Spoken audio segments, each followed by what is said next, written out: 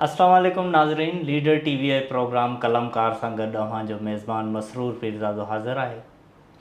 अक्सर इहो बहस रहियो आहे त सोशल मीडिया जे अचण खां पोइ किताब पढ़ण जो रुझान घटिजी वियो आहे। इहा ॻाल्हि काफ़ी हद ताईं दुरुस्त बि आहे, पर इन सां मां मुकमल इतफ़ाक़ नथो कयां।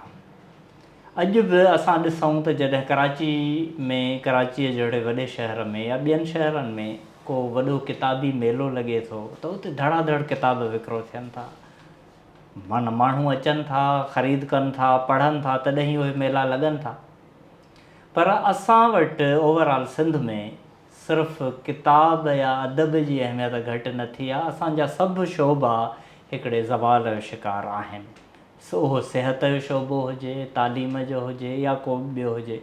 ज़ाहिर आहे समाज में हिकु जहिड़ा ई माण्हू आहिनि, उन हिकु जहिड़ा माण्हू हर शोबे में या त अॻिते वधंदा या हेठि ईंदा। सो सिंधी समाज इन किताब पढ़ण जे हिसाब सां बि, ख़रीद करण जे हिसाब सां बि ज़ाहिर आहे उहो घटियो आहे। उन में महांगाईअ जो हिकिड़ो सबबु ॼाणायो वञे थो, पर उहो बि मां इतफ़ाक़ ईअं न कंदुसि त असां ॿियूं त मानियूं त खाई था अचूं, बूट कपिड़ा इहे सभु शयूं त वठूं था, किताब ते ई सिर्फ़ु असांखे महांगाई छो थी नज़र अचे। इहो हिकिड़ो व्हाट्सएप ते हिकिड़ो जोक बि आयो हो त किताब जेके आहिनि हेठि पिया आहिनि रेढ़ियुनि ते या हेठि पिया आहिनि, ऐं बूट जेको आहिनि सो एसीअ जे दुकाननि में शोकेसनि में पिया आहिनि। सो लॻे थो असांजे समाज खे किताबनि खां वधीक जूतनि जी वधीक ज़रूरत आहे। ऑन द लाइटर नोट, पर अॼु असांजी ख़ुशनसीबी आहे त असां सां महिमान हिकिड़ो अहिड़ो मौजूदु आहे जेको बुक लवर आहे ऐं बुक रीडर आहे। किताब जाम पढ़ंदो आहे, ख़रीद करणु वेंदो आहे, उनखे ख़बर पए त फलाणी जाइ ते को किताबी मेलो लॻल आहे त उहो सीड़जी बि उते वेंदो। पोइ आहे इस्लामाबाद हुजे, कराची हुजे या कहिड़ो बि सिंध जो या ॿाहिरि जो पाकिस्तान जो शहर हुजे, हू उते पहुची पंहिंजे पसंदि जा किताब वठे थो, ख़रीद करे थो। कराचीअ में जेका हर हफ़्ते आचर ते रीगल चौक ते किताबनि जी नुमाइश लॻंदी आहे, बाज़ारि लॻंदी आहे, हू उतां जो रेगुलर विज़िटर आहे। ऐं उते हू दुकानदार, किताब विकिरो कंदड़, उहे सभु उनखे सुञाणनि ऐं जेकॾहिं आचर खां अॻु में ई कुझु उनजे पसंदि जा किताब अची वेंदा आहिनि त उनखे फ़ोन करे चवंदा आहिनि त हीअ किताब अची विया आहिनि। असां सां मौजूदु आहे ख़ादिम सुमरो साहिबु। ख़ादिम, तव्हांजी वॾी महिरबानी, तव्हां टाइम ॾिनो। बिल्कुलु महिरबानी तव्हांजी, तव्हां मूंखे घुरायो हिते। ऐं मां चाहींदुसि त मां त थोरो घणो तारुफ़ करायो तव्हांजो। जी जी, तव्हां पंहिंजे वातां पंहिंजे ज़बानी बि असांजे नाज़रीन खे ॿुधायो पंहिंजे बारे में। ज़रूरु ज़रूरु, जी ज़रूरु। असल में आउं बिलोंग त तालका जो ई सिटी मुंहिंजो जो ई आहे, उते ई पैदाइश थी। उन खां पोइ हिकिड़ो सफ़रु थियो जॾहिं स्टूडेंट यूनिवर्सिटी पहुचे थो त पोइ ॼण पंहिंजो ॻोठु घटि ऐं शहर ऐं हिकिड़ियूं मंज़िलूं तइ कंदो अॻिते वधे थो। बहरहाल ॻोठ सां त उहा उनसियत रहे थी, पर पोइ आहिस्ते आहिस्ते मंज़िलूं तइ कंदे रहे थो। त आउं सिंध यूनिवर्सिटी में MA सोशोलॉजी जो शागिर्दु रहियो आहियां। उन खां पोइ आउं प्राइवेट सेक्टर, ख़ासि तौर ते डेवलपमेंट सेक्टर जेको चयो वञे थो, जंहिंमें प्राइवेट ऑर्गनाइज़ेशन्स कमु कनि थियूं डेवलपमेंट ऐं जेके ग़रीब माण्हू आहिनि उन्हनि जी भलाई लाइ कमु कनि थियूं, इन सेक्टर सां आउं लाॻापियलु रहियो आहियां 2001 खां, ऐं अॼु ॾींहं ताईं आउं इन सेक्टर में कमु कयां पियो। त इहा आहे मुंहिंजी हिकिड़ी बैकग्राउंड। ऐं इहो त थियो तव्हांजो हिकिड़ो आउटलाइन, पर असां इंट्रस्टेड आहियूं त तव्हांजे अॼोके दौर में मुसलसल किताब ख़रीद कयो था, पढ़ो था। इहो शौक़ु कॾहिं खां थियो या इन शौक़ खे कीअं माण्हुनि में मुंतक़िल कजे, माण्हुनि खे कीअं इनकरेज कजे त उहे बि ईअं किताबनि सां चाह रखनि? छाजे करे किताब कंहिं लिखियो हुयो त दुनिया में हिन वक़्त ताईं कुझु मिसालनि खे छॾे बाक़ी दुनिया ते हुकूमत किताबनि कई आहे। बिल्कुलु, ऐं वाक़ई उहे दुनिया जा सभु अज़ीम दिमाग़ उन्हनि किताब ई लिखिया, ऐं हाणे असां उन्हनि सां उन्हनि जे किताबनि जे थ्रू मिली सघूं था। बिल्कुलु, इहो तव्हांखे शौक़ु कॾहिं खां थियो? ऐं जी हा, असल में असांजो दौरु हिकिड़ो चइजे सिंध जो ख़ुशकिस्मती वारो दौरु हुजे त मतिलबु इहो चई सघिजे थो।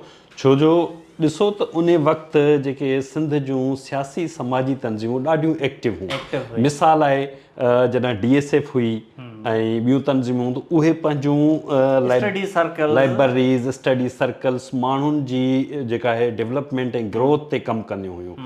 इवन अवामी तहरीक हुजे या कहिड़ी बि तंज़ीम हुजे, पीपल्स पार्टी हुजे, सभु तंज़ीमूं हिकिड़े पंहिंजे कारकुन जूं हिकिड़ी परवरिश डेवलपमेंट। त जॾहिं असां नंढा हूंदा साथी बाड़ा संगत जी असांजे तालका जोही में लाइब्रेरी हूंदी, उते सेशन बि थींदा, प्रोग्राम बि थींदा ऐं उन वक़्त जा DSF जा जेके घण पढ़िया माण्हू उहे अचे लेक्चर बि ॾींदा हुआ ऐं उतां असांजी हिकिड़ी ग्रोथ थी त भई हिकु पढ़ियल लिखियल माण्हू केॾो अहम हूंदो आहे ऐं उन जी जेका पढ़ण वारी ताक़त आहे उहा केॾी वॾी आहे। त उन खां पोइ असांखे पहिरियों ॼण नंढे इलाइक़े खां इहो हिकिड़ो मिलियो। उन खां पोइ उन वक़्त में असांजी सिंधियत बि बोर्ड तरफ़ां बि ॾाढा ज़बरदस्त तरीक़े सां रिसाला शाया थींदा, जंहिंमें आऊं पहिरियों जेको आहे गुलफुल खां शुरूआति कई, ॿारनि जो रिसालो। उन में जेको आहे सो हर आऊं वेट कंदो हुउसि त जीअं हुनजो शुमारो अची वेंदो त भॼंदो भॼंदो वञी उहो वठी थोरो पढ़ंदो हुउसि। ईअं उतां थींदो थींदो पोइ आऊं लिटरेचर ॾांहुं माइल थियुसि। ज़ाहिरनि थोरा वॾा थियासीं, मैट्रिक ताईं पहुतासीं त पोइ वरी लिटरेचर ॾांहुं, पोइ लिटरेचर में आऊं पढ़ियो, रशियन लिटरेचर पढ़ियो। उन वक़्तु इहो दौरु हुयो।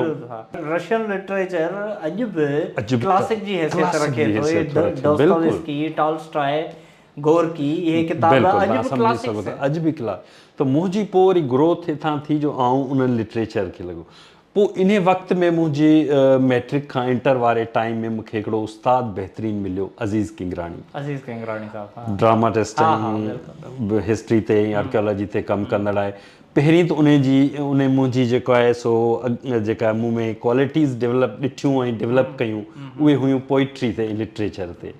पोइट्री ते हुन मूंखे तरबियत ॾिनी, चवंदा आहिनि न वज़न ऐं बहर, उहो मूंखे हुन सेखारियो। बिल्कुलु अञा ताईं मूंखे उहो चङी तरह यादि आहे ऐं चङी तरह पोइट्री जो वज़न बहर सम्झी सघां थो चङे भले शाइर जो। हा बिल्कुलु, उहा अॼुकल्ह त इहा सुठी ॻाल्हि तव्हां ॿुधाई। मां शाइर आहियां, मूंखे ख़बर आहे। असां ॾिसूं था त हींअर सिंध जे सीनियर ऐं नामवर शाइरनि जो वज़न बिगड़ियल आहे कोन्हे सही। बिल्कुलु, त उहो इहे मुफ़्तिलातुनि मफ़ूल मुफ़ाइल सभु जेके आहिनि सो साईं खां सिखिया। ऐं मिर्ज़ा कलीज बेग जो किताबु सिंधी व्याकरण जेको आहे सो उहो बि मूं पढ़ियो। पर इहा पोइ दिलचस्पी वधी। अदब खां पोइ आयुसि आऊं हिस्ट्री ऐं आर्कियोलॉजी ते, जेको हींअर ताईं आऊं उन में डीपली जेको आहे सो चवंदा आहिनि हिकिड़ी डाए कई आहे। अञा बि जेकॾहिं इहो चइजे त सभु इहे तव्हां रस्ता तय करे वञी पंहिंजे हींअर जेकॾहिं तव्हांजो असुलु इंट्रस्ट चइजे त उहो हिस्ट्री ऐं आर्कियोलॉजी, उहो हिस्ट्री ते वञी बीठो। ॾिसो न, माण्हू चवंदा आहिनि त हिकिड़ा मंज़िलूं तय कंदो कंदो पोइ कंहिं स्पेशलाइज़ेशन न हलियो वेंदो आहे। त आऊं बि लिटरेचर पढ़ियो, पोइट्री पढ़ी, शेख अयाज़ सां बेइंतिहा मोहबत कई। इवन यूनिवर्सिटी में आऊं हुनजी जेका स्टूडेंट तरफ़ां सड़ियल गाॾी ॻोल्ही त उहा किथे आहे, एतिरी दिलचस्पी मतिलबु उन वक़्तु अयाज़ सां, त एतिरे ताईं मतिलबु हू अटैचमेंट हुई पोइट्री सां ऐं अदब सां। त अयाज़ खे माना त ॾाढो मूं पढ़ियो पंहिंजे टाइम में। उन वक़्तु उस्ताद बुखारी ज़ाहिरन दादू सां तालुक़ु रखे थो, उनखे पढ़ियो। ईअं दिलचस्पी वधंदी। पोइ आऊं सिंध जी हिस्ट्री ते आयो। जॾहिं यूनिवर्सिटी पहुतासीं, यूनिवर्सिटी में हिस्ट्री बि मुंहिंजो ऑप्शनल हुयो। ऐं हिस्ट्री ते बि कमु कयो त हिस्ट्री पढ़ीसीं। हिस्ट्री पढ़ण खां पोइ हिकिड़ी पंहिंजे अंदरि जी सुजाॻी थी त भई असांजी सिंध जी बि हिकिड़ो रिच कल्चर ऐं हिस्ट्री आहे। जॾहिं उन ते फोकस कयो मूं त पोइ उन में मुंहिंजी दिलचस्पी वधंदी वई। उन में मुख़्तलिफ़ किताब ॾिसंदो वियुसि ऐं आस्ते आस्ते सिंध जी हिस्ट्री ॾांहुं मां माइल थियुसि। ऐं पोइ मूं अच्छा, सवेर जेका ॻाल्हि कईसीं त उहो दौरु 80s वारो 70s वारो, इन में जेकी बि पॉलिटिकल तंज़ीमूं हुयूं सिंध में, उहे पंहिंजे कारकुन जी हिकिड़ी फ़िक्री तरबियत जे लाइ उनखां किताब पढ़ाईंदियूं हुयूं ऐं स्टडी सर्कल्स हलाईंदियूं हुयूं। उन्हनि जे लाइ लाज़िम हूंदो हो त ही किताब हिननि सब्जेक्ट्स ते कारकुन जा पढ़ियल हुजनि, जेको अॻिते हली ॻाल्हाए त घटि में घटि ईअं लॻे त असांजे पार्टीअ जो तर्जुमान आहे। हाणे जीअं त उहे पार्टियूं न आहिनि या माठ आहिनि, त इन जे करे हाणे शायदि नौजवान जेको पंहिंजे एफर्ट सां त पढ़े थो, पर पॉलिटिकल ग्रूमिंग जेका थींदी हुई अॻे कारकुन जी, जंहिंमें स्टडी सर्कल हूंदा, उहा हाणे मिसिंग आहे। ऐं इन जे करे बि शायदि बुक रीडिंग जो रुझान, किताब पढ़ण जो रुझान घटिजी वियो आहे। बिल्कुलु बिल्कुलु इहो ई सबबु आहे। ॾिसो तव्हां उन वक़्त जा माण्हू अॼु बि किताब पढ़ंदड़ आहिनि, यानी अॼु बि उहा आदत पइजी थी वञे न, दग मिले थो, आदत पइजी थी वञे, माण्हू जी हिकिड़ी लाइन ठहे थी। ज़ाहिरनि जेको स्टूडेंट आहे उहो हिकिड़ो कचो ज़हन आहे, उहो जॾहिं पहुचे थो पंहिंजी ब्लूमिंग एज में त उनखे रस्ता खपनि, उनखे तव्हां घड़ियो। ऐं असां वटि जेको हींअर आहे त स्टूडेंट बिल्कुलु हिकिड़ो वाइड़ो थी बीहे रहे थो, त आउं कहिड़ो दॻु वठां, कहिड़े पासे वञा, हुनखे केरु गाइड करण वारो कोन्हे, केरु तरबियत करण वारो कोन्हे, हुनजे ज़हन जी ग्रूमिंग नथी थिए, जस्ट एज ग्रूम थिए थी, ज़हन उते जो उते बीठल आहे। छो जो हू जेकॾहिं सेल्फ को इनिशिएट वठे थो त ॿी ॻाल्हि आहे, न त हुनखे को रस्तो नथो मिले, न रस्तो ॾेखारण वारो, न पॉलिटिकल पार्टियूं अॻे पॉलिटिकल पार्टियूं कंदियूं, उन्हनि जो बिल्कुलु नसरी हूंदी, ईअं सम्झो त उनखे तरबियत ॾियण लाइ उन्हनि पंहिंजे कारकुननि खे तरबियत ॾींदा हुआ, कारकुन वरी पंहिंजी फैमिली खे कवर कंदो हो, त ईअं हिकिड़ो माहौल ओवरऑल जेको डेवलप थींदो हो, ॾाढो पढ़ियो लिखियो। काफ़ी घराना तव्हांखे अहिड़ा सिंध में उन टाइम जा मिलंदा, घराना ई पढ़ियल लिखियल, यानी घर जा जेकॾहिं 8-10 फ़र्द आहिनि, 8-10 ई पढ़ियल लिखियल ऐं सुठा पढ़ंदड़ लिखिया वेंदा, छो हिकिड़ो माहौल पोइ पैदा थियो। अच्छा, सिंध जी तारीख़ ते जेकॾहिं चऊं, तारीख़ तव्हांजो हिकिड़ो दिलचस्पीअ जो मौज़ू रहियो आहे, उन में ख़ासि तौर ते जेको विरहाङे खां पोइ वारो असांजो आहे हेसी ताईं जो सिलसिलो, जी, उन खे तव्हां कीअं था ॾिसो? उन जेको असां वटां हिंदू लॾे वियो या जेको पढ़ियल लिखियल तबिको हलियो वियो, उन खां पोइ जेको सिंध हिकिड़ो धकु खाधो, उन मां हींअर ताईं केतिरो उहा निकिरी सघी आहे, या अञा केतिरो उनखे टाइम लॻी सघे थो, या उन जो तव्हांखे घाव भरिजंदे नज़र अचे थो, या भरिजी वियो आहे?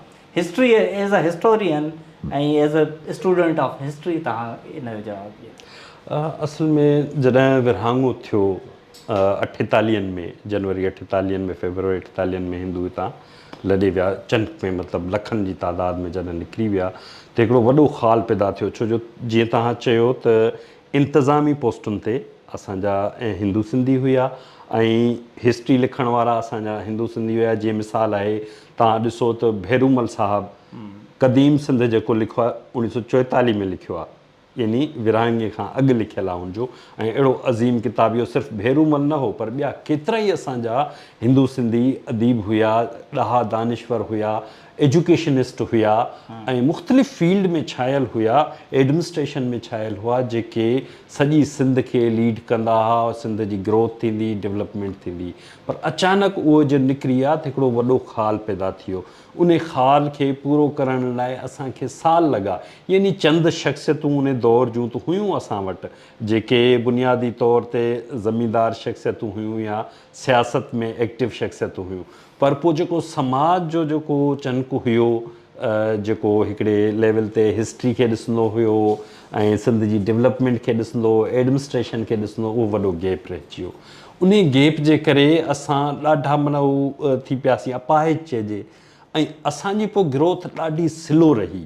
ज़ाहिरनि हिकिड़ो पूरो समाज वरी जॾहिं नए सिरे डेवलप थिए, उहो ख़ाल सॼो पूरो करे, ऐं एॾा इंटेलेक्चुअल्स माण्हू हलिया विया, ऐं उहो ख़ाल आहिस्ता आहिस्ता पूरो थिए पियो, पर अञा बि मुंहिंजी नज़र में मुकमल पूरो न थी सघियो आहे। मिसाल आहे, असां जेकॾहिं ॾिसूं त उन दौर जहिड़ा माण्हू असां वटि तमामु घटि, तमामु मिसाल भेरूमल जहिड़ो असां वटि माण्हू आहे कोन, नज़र न ईंदो।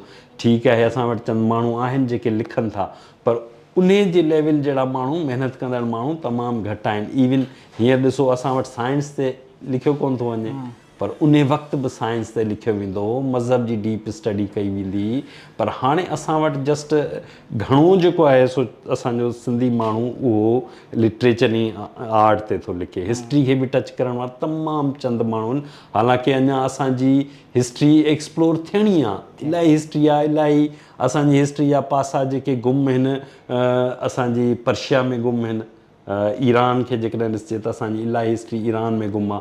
असां कॾहिं ईरान वञी रिसर्च न कई आहे त भई सिंध ते जेको ईरानी तसलत रहियो या उन दौर खां वठी ईरान सां लॻा पिया रहिया असांजा, उन में ज़ाहिरनि हिकिड़ी हिस्ट्री जी खोजना जी ज़रूरत आहे।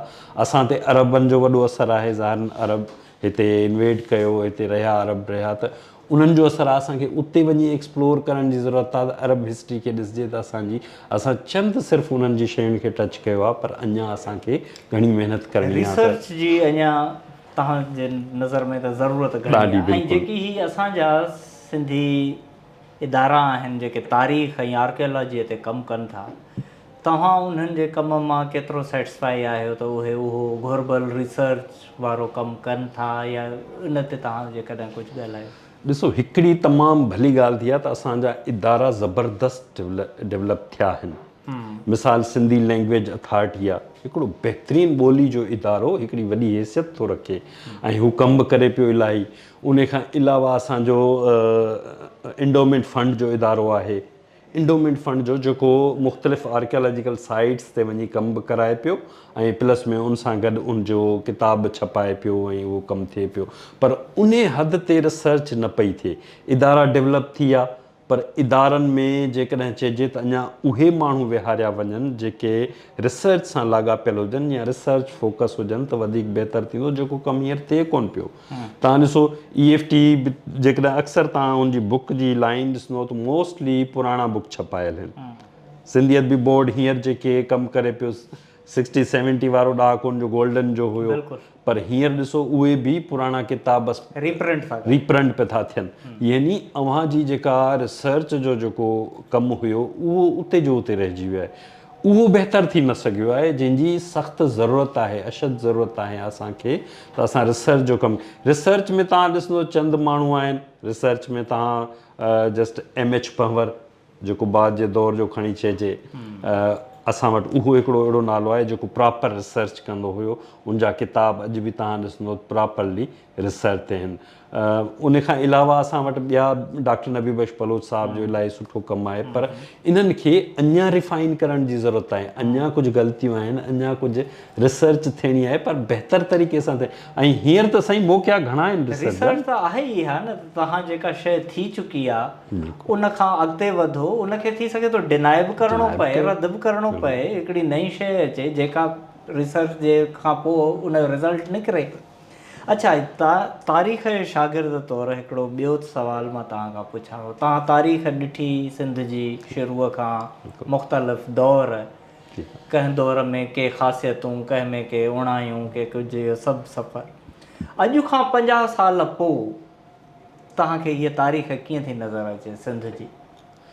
ॾिसो, हिकिड़ा त तारीख़ में अहिड़ा वाक़िया या डिज़ास्टर अचनि था, उहे त पंहिंजी तारीख़ अलॻि सां जुड़नि था। ठीकु आहे। जीअं मिसाल हिकिड़ो कोविड अचे थो या अहिड़े क़िस्म जूं के वबा, उहे पंहिंजी हिकिड़ो माहौल ई समाज जो तब्दील करे था छॾनि। समाज जा हिकिड़ा कोर्स ई चेंज थी था वञनि। ख़ैर, मुंहिंजो सवाल जेको आहे उहो तारीख़ त थी वई जेको पुराणो दौरु हो। मां मुस्तक़बिल जी ॻाल्हि पियो कयां त इन जीअं उहो पंधु करे थो, ॾिसबो आहे न, हीउ ॿारु हीअं पंधु करे थो, अॻिते हली हीअं थी सघे थो। ईअं हिकिड़ो अनुमान तव्हांजो छा थो चए? असां असल में सिंध जी त का हींअर जेके एफर्ट्स आहिनि के घणा रोशन नथा नज़र अचनि, पर हिकिड़ो ॿियो पहलू आहे, उहो पहलू आहे इंटरनेशनल पहलू। यानी ही दुनिया हिकिड़ी ग्लोबल विलेज थींदी पई वञे न। उन में दुनिया जा जेके कनेक्शन आहिनि या जेके कम्युनिकेशन आहे हिक ॿिए सां एॾी स्ट्रॉन्ग आहे, जो मिसाल आहे तव्हां हिकिड़ो इंटरनेट अची विया आहिनि, ऑनलाइन तव्हां हर शइ करे सघो था, तव्हां स्कॉलरशिप्स करे सघो था, तव्हां कंहिं बि कॉम्पिटिशन में दुनिया लेवल ते अची सघो था। त उहे शयूं असांखे काफ़ी बूस्ट कंदियूं। उन मां मूंखे उमेदु आहे त इंटरनेशनल जेका मेन स्ट्रीम आहे उहा असांजे सिंधी समाज खे चकमक वांगुरु छिके ऐं थोरो मथे कंदी। अदरवाइज़ असांजूं उहे एफर्ट्स न आहिनि जेके असां दुनिया लेवल ते पंहिंजी तारीख़, पंहिंजी हिस्ट्री खे मथां करे सघूं, ऊचो करे सघूं। असां उहे एफर्ट्स न पिया कयूं। पर हिकिड़ो ॿियो पासो आहे जेको दुनिया लेवल जो कॾहिं का जेकॾहिं ईंदी आहे, ॿोॾ ईंदी आहे, त उहा सभु शइ खे पाण सां गॾु लोढ़े ई घेले वेंदी आहे। अहिड़ी तरह ई जेको इंटरनेशनल मुआशिरो आहे, समाज आहे, उहो असांखे अपलिफ्ट करे सघे थो, की उन मां घणी उमेदु आहे। कराची जीअं त सिंध जो हिकिड़ो वॾो शहर बि आहे ऐं उनजी तारीख़ बि रही आहे। कराची जी तारीख़ ते असांजे दोस्त गुल हसन कलमतीअ जो ॾाढो सुठो किताबु आहे सिंध जी मारवी। बिल्कुलु। उन खां पोइ जेको कराचीअ जो हुयो 80 वारे ॾहाके में हिकिड़ो नस्ली ऐं एथनिक क़िस्म जो हिकिड़ो माहौल जुड़े थो, उन खां पोइ सिंधी हिकिड़ो ख़ौफ़ में अची वञे थो, उन खां पोइ काफ़ी साल पोइ वरी बहितर माहौल थिए थो ऐं हींअर सिंधी काफ़ी घणा आहिनि ऐं एक्टिव आहिनि ऐं कारोबार बि कनि था, ॿिया कम बि कनि था। इन सॼी तारीख़ खे कराचीअ जे सिंधीअ खे तव्हां कीअं ॾिठो या कीअं अॻिते ॾिसो था? ॾिसो हिकिड़ो तव्हांजी ॻाल्हि बिल्कुलु दुरुस्त छा आहे त अॻे इहो हूंदो हो त कराची आहे परदेस, सही आमतौर ॻोठनि में इहो हूंदो हो त कराची माना त परदेस। बिल्कुलु त उन परदेस खे काफ़ी हद ताईं हाणे सिंधियुनि ख़तमु कयो आहे तसवुर खे ऐं हिते रहनि पिया, कमु कनि पिया, पंहिंजो शहर सम्झी कनि पिया। इन खे अॻिते तव्हां कीअं था ॾिसो? ॾिसो असल में दुनिया में हिकिड़ो आहे त भई तव्हांजो ख़ौफ़ जेको आहे उहो तव्हांजी डेवलपमेंट खे रोके थो। जॾहिं कराची में हिकिड़ो ख़ौफ़ जो माहौल हुयो त को कमकारे बि मुश्किल सां को ईंदो हुयो, चवंदो डंड में पए कमु ऐं नथो वञा। पर जॾहिं उहो आहिस्ता आहिस्ता माहौल अमन वारो थियो त सिंधी अचणु, कराची अचणु शुरू कयो फ्रीक्वेंटली। उन खां पोइ काफ़ी सिंधी हींअर तव्हां ॾिसो त पूरे कराची में हर शोबे में पंहिंजो नालो पिया कमाइनि, पंहिंजो कमु पिया कनि, पंहिंजी तरक़ी पिया कनि। आहिस्ता आहिस्ता मिक्सअप हिकिड़ी थिए पई ऐं मूंखे नथो लॻे त वधीक लाइक़े एॾो वॾो जेको माज़ी में हिकिड़ो एथनिसिटी जो नस्ली तज़ाद रहिया उहे न थींदा।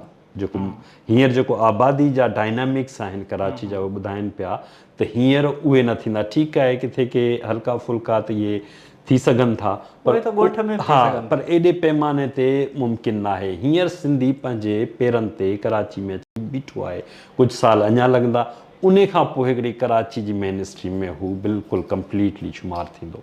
इहा सुठी ॻाल्हि आहे। हा बिल्कुलु, इहा पॉज़िटिव ॻाल्हि नज़र अचे थी बिल्कुलु।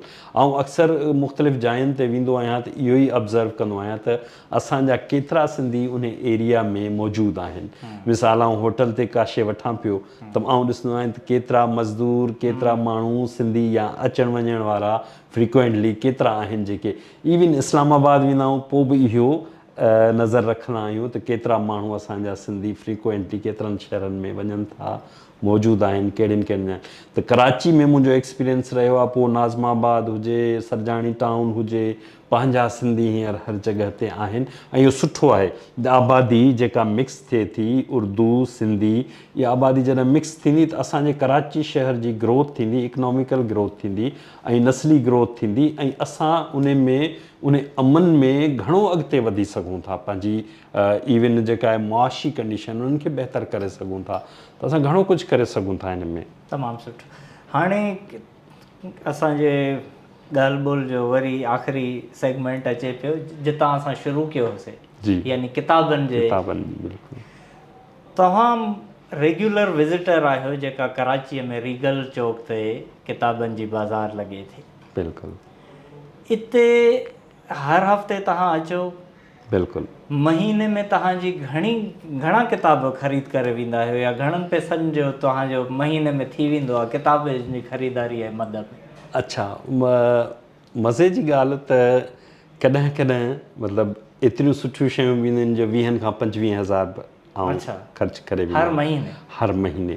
कॾहिं वरी यकीन कयो त महीने में मुरागी के तव्हांजा 3,000 4,000, छो जो तव्हां हिकिड़ी किताब जी पंहिंजी चॉइस रखी आहे। हर माण्हू जी इंट्रस्ट हूंदो आहे, फील्ड हूंदी आहे। मुंहिंजी फील्ड आहे हिस्ट्री ऐं हिस्ट्री खे मोस्टली टच कंदो आहियां। त हिस्ट्री जो किताब जेकॾहिं आहे, कॾहिं कॾहिं की लाइब्रेरीज़ अची वेंदियूं आहिनि प्राइवेट माण्हुनि जूं जंहिंमें हज़ारों किताब अहिड़ा अहम किताब अची वेंदा आहिनि। मसलन मूंखे तारीख़ मज़र शाहजहानी न पियो मिले, ऐं हिस्ट्री ते पढ़ां वेठो पियो ऐं तमामु ज़रूरी हो किताब। ऐं ॻोल्हा कयो, सिंधियत बि बोर्ड सां राब्तो कयो, उन्हनि वटि बि कापी न मिली। मूंखे हैदराबाद में दोस्तनि खे चयो, उन्हनि खे बि कापी। इवन फेसबुक ते रखियो कंहिं दोस्त वटि आहे त मूंखे खपे थो। दोस्तनि कुझु ॿुधायो त असां वटि आहे पर खणणु मोकिलणु मसइलो आहे, कापी कराइणु मसइलो आहे। अचानक हिकिड़े ॾींहुं उहो ई किताब मूंखे रीगल चौक ते मिली वियो।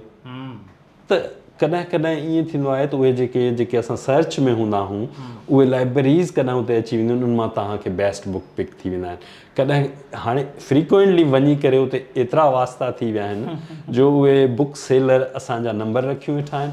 उनखे ख़बर आहे त भई मसरूर आहे त हिस्ट्री पढ़ंदो या लिटरेचर जो शौक़ीन आहे, त उहो जॾहिं उन में हिकिड़ा बहितरीनु किताब अची वञनि, तव्हां कॉल कंदा भई सुभाणे अचिजो, सुभाणे तव्हांजा बुक्स अवेलेबल हूंदा असां वटि, ऐं सुभाणे अची पंहिंजा बुक्स खणी वञनि। त एतिरो क़दुरु बि थिए थो। ख़ैर आऊं त मतिलबु उन्हनि जे जेके आहिनि सो बिल्कुलु जेके आहिनि सो कारखाना जिथे आहिनि ओतिरे ताईं वियो आहियां, त उन्हनि जा स्टोर्स चेक कया आहिनि। त किताब पढ़ण वारो माण्हू किताब लाइ किथे वञी सघे थो। हाणे आख़िरी ॻाल्हि, किताब पढ़ण जो रुझान जेको चयो थो वञे त घटिजी वियो आहे।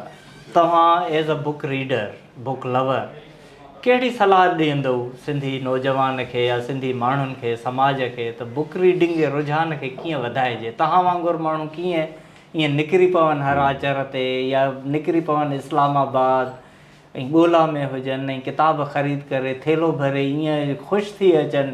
हक़ीक़त में पसंदि जो किताब मिलणु ईअं ई त इन लाइ तव्हां को अहिड़ो आइडिया ॾियो, इन खे कीअं इनकरेज कजे, इन रुझान खे जेको घटिजंदो थो वञे? बिल्कुलु।